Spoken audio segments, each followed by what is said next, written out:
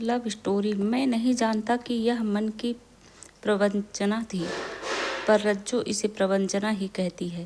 प्रवंचना का दूसरा नाम छिपाव है। आपने मुझे ब्याह से पहले अपने बारे में क्यों कुछ नहीं बताया? मुझे यह बताया गया था कि आप दिल्ली में स्टोर में हैं।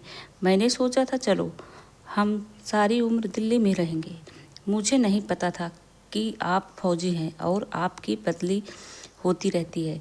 मैं तुम्हें बताना चाहता हूँ, पर मन के भीतर डर था कि फौजी जानकर तुम मना ना कर दो। यह डर हर फौजी के मन में है। अस्थिर जीवन की वजह से अच्छी लड़कियां उन्हें पसंद नहीं करती हैं। तुम सुंदर हो और अच्छी लड़की हो, समझदार हो, तुम मेरी बात जल्दी समझ जाओगी, जल्दी समझ सकती हो। मैं मानता हूँ कि मैं फौज में हूँ, लेकिन लड़ाकू फौज में नहीं हूँ। मुझे हैंड टू हैंड लड़ना नहीं पड़ता है। मैं स्टोर में रहूँगा, लड़ाई होगी तो भी स्टोर में रहकर काम करूँगा। लड़ने वाले जवानों को सम्मान देता रहूँगा। बस डर यही है कि फौजी बेमौत मारे जाते हैं। यह तुम्हारा वहम है। जिसकी आई होती है उसी की मौत होती है। क्या सिविल में लोग नहीं मरते हैं?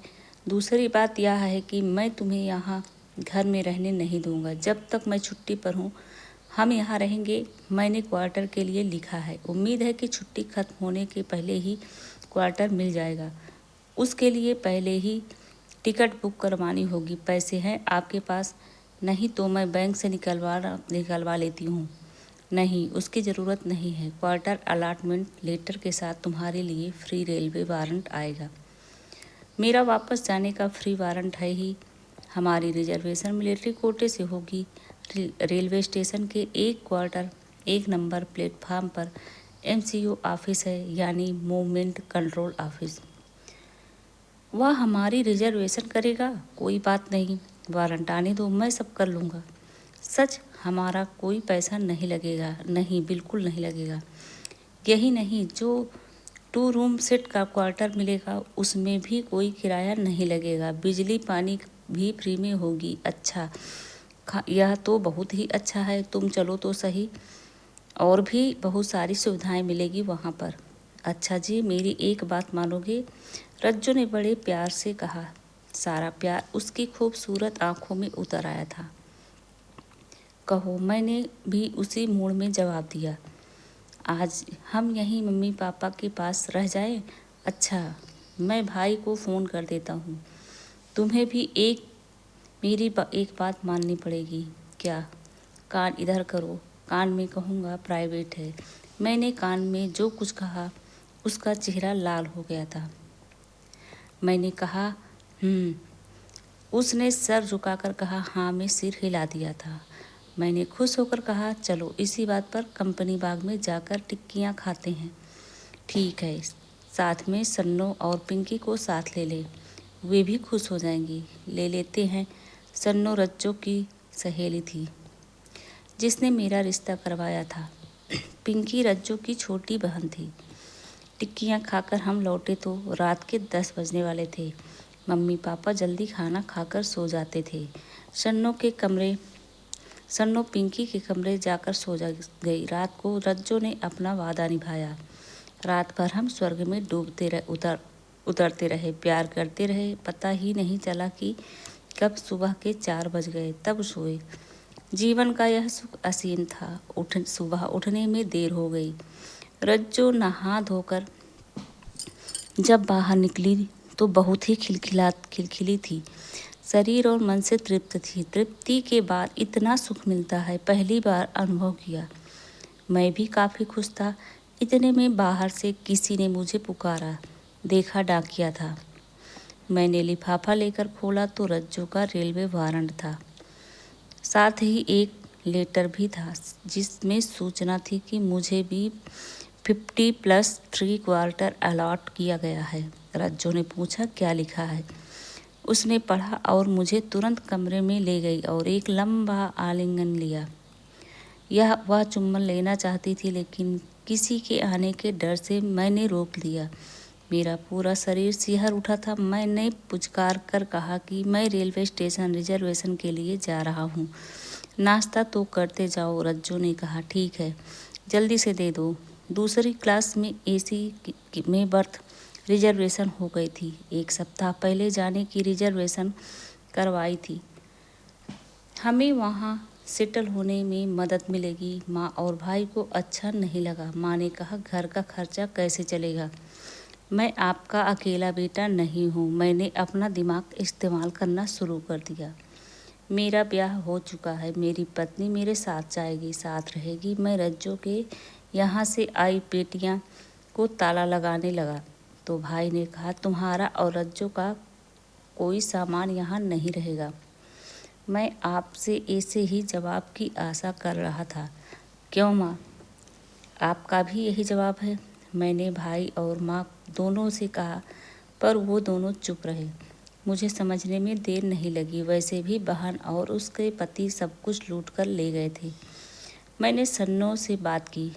उसका भाई रेलवे में था। थोड़ी देर बाद सन्नो के भाई का फ़ोन आया। जीजू, आप कौन सी गाड़ी से दिल्ली जा रहे हैं? कल रात की फ्रंटियर मेल से। ठीक है जीजू, कल मैं अपने साथ कारपेंटर ले आ रहा हूँ। वह सारा सामान पैक कर देगा।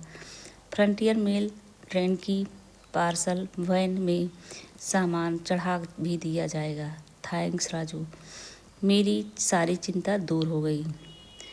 मेरे मामू के लड़के हमारी यूनिट में ही डिप्टी कमांडेंट थे, कर्नल दीपक साहब। मैंने जो उनकी बात की, सारी स्थिति बताई। उन्होंने कहा, अच्छा हुआ माँ बहन भाइयों के प्रति तुम्हारा मोह भंग हो गया। मैंने तुम्हें समझाया भी था। तुमने बेकार 12 साल घर में पैसा दिया। खैर, देर आए दुरुस्त आए। तुम चिंता मत करो। मैं गाड़ी और 4 मजदूर समय पर भेज दूंगा।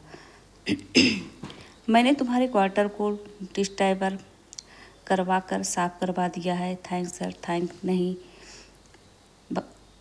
नहीं भाई, हूँ तुम्हारा। बड़े दिनों बाद हम एक ही यूनिट में पोस्ट हुए हैं।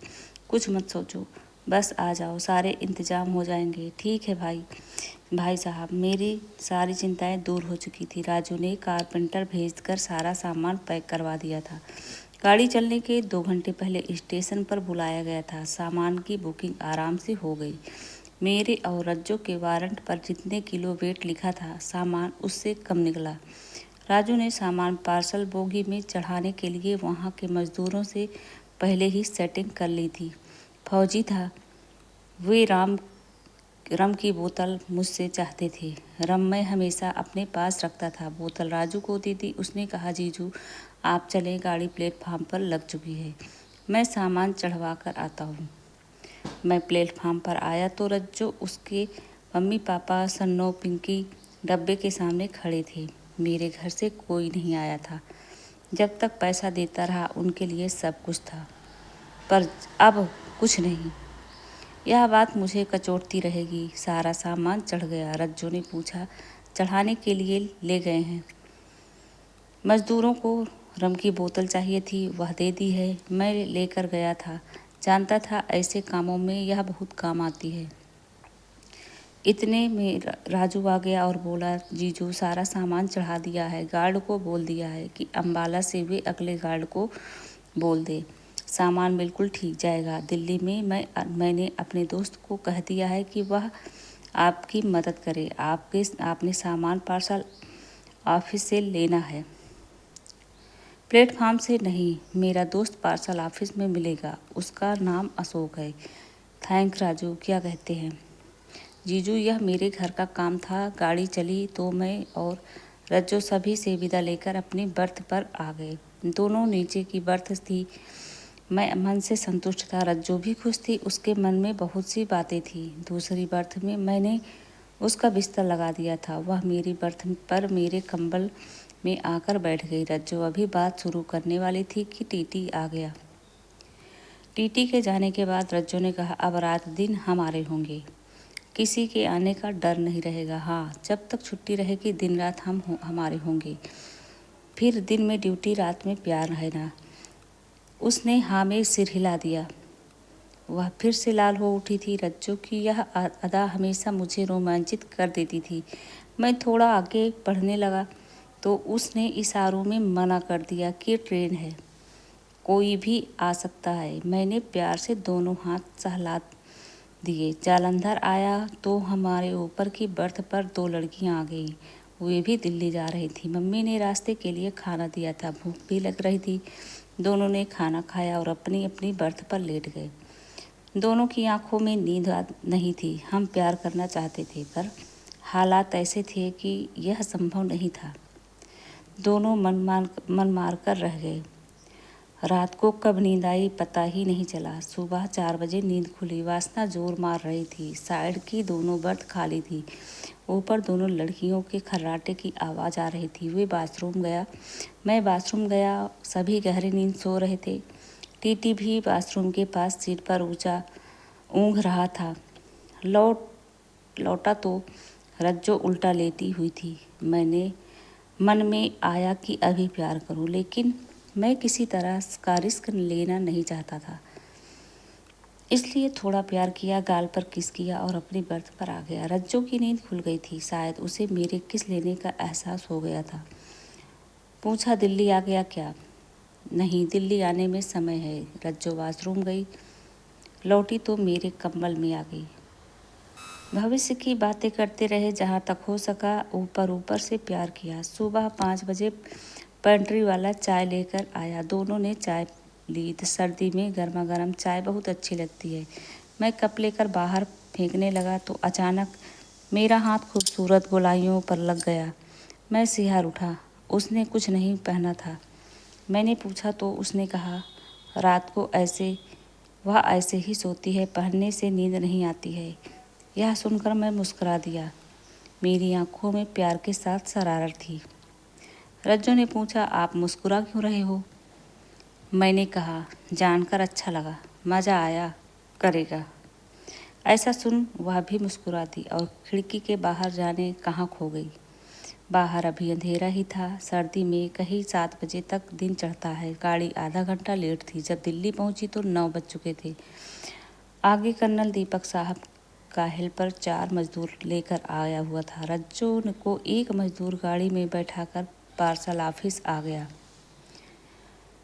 सारा सामान लेने में 1 घंटा लग गया। सामान सुरक्षित था। क्वार्टर पहुंचने में 12 बज गए। चारों मजदूर अब तक नहीं गए जब तक सारा सामान सेट नहीं हो गया। कर्नल साहब ने दोपहर का खाना भिजवा दिया। खाना खाकर रज्जो सो गई। मैंने जाकर गैस बुक कर दी और साथ में सिलेंडर भी ले आया। किचन सेट हो गया। शाम 5 बजे कर्नल साहब ने गाड़ी भेज दी। मैं और रज्जो जाकर राशन और घर का सारा ज़रूरी सामान ले आए। कर्नल साहब भाभी जी के साथ शाम 7 बजे घर आए। घर सेट हो गया था। रज्जो ने अच्छी सी चाय बनाई। चाय पीकर कर्नल साहब और भाभी जी खुश होकर गए। शाम का खाना भिजवाने की बात कह रहे थे, लेकिन रज्जो ने मना कर दिया। उनके जाने के बाद हम दोनों अकेले थे। मैंने कुंडी लगाई और दोनों एक दूसरे के बाहों में समा गए। रज्जो ने कहा, पहले नहा लेते हैं। मैंने कहा, प्यार करते हैं फिर इकट्ठे नहाएंगे। इस तरह एक दूसरे में समा गए जैसे युग युग से बिछड़े हो। अलग होने का नाम ही नहीं ले रहे थे। काफ़ी देर बाद अलग हुए। रज्जो बाथरूम में घुसी तो मैं भी साथ में घुस गया। खूब नहाया। दोनों वहाँ भी एक दूसरे को छेड़ते रहे। खूब संतुष्ट होकर निकले। रज्जो ने कहा, कुछ रात के लिए भी रहने दो। मैं मुस्कुराकर बाहर निकल आया। थोड़ी देर बाद रज्जो भी बाहर आ गई। खिलखिली मस्ती यह नशा बन गई और दिन रात चलती रही। जीवन भर रज्जो ने वह किया जो मैं कहता था। मैंने वह किया जो रज्जो चाहती थी। यह प्रवंचना नहीं, प्यार है, सिर्फ प्यार। तो दोस्तों, यह कहानी कैसी लगी कमेंट बॉक्स में ज़रूर बताइएगा। उम्मीद करती हूँ वीडियो आप लोगों को पसंद आई होगी। तो लाइक कीजिएगा, शेयर कीजिएगा, चैनल को सब्सक्राइब करके जाइएगा। बेल आइकन की घंटी प्रेस कर दीजिएगा। जैसे ऐसे ही वीडियो